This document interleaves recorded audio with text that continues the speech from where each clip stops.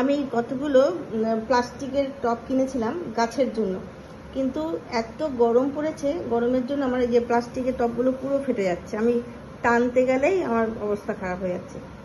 এই জন্য আমি কী করলাম, আমি কতগুলো গ্রো ব্যাগ কিনে নিয়েছি। এই গ্রো ব্যাগগুলো মোটামুটি ওরা বলছে ভালোই, এটার মধ্যে গাছ লাগালে বেশ অনেক দিন যাবে, টেকসই হবে। আমি দেখছি এই গ্রো ব্যাগের মধ্যে আমি পুঁই শাকের গাছটা ট্রান্সফার করছি।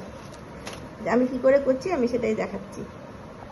এই যে গ্রো ব্যাগে আমি সুন্দর করে গাছটা লাগিয়ে নিয়েছি। এই যে এটাতেও লাগিয়েছি, অনেক বড় গাছ হয়ে গেছে, বিশাল বড় গাছ। কাটতে হবে, এত বড় পুঁই শাক হয়ে গেছে না। এই যে অনেক বড় পুঁই শাক হয়েছে।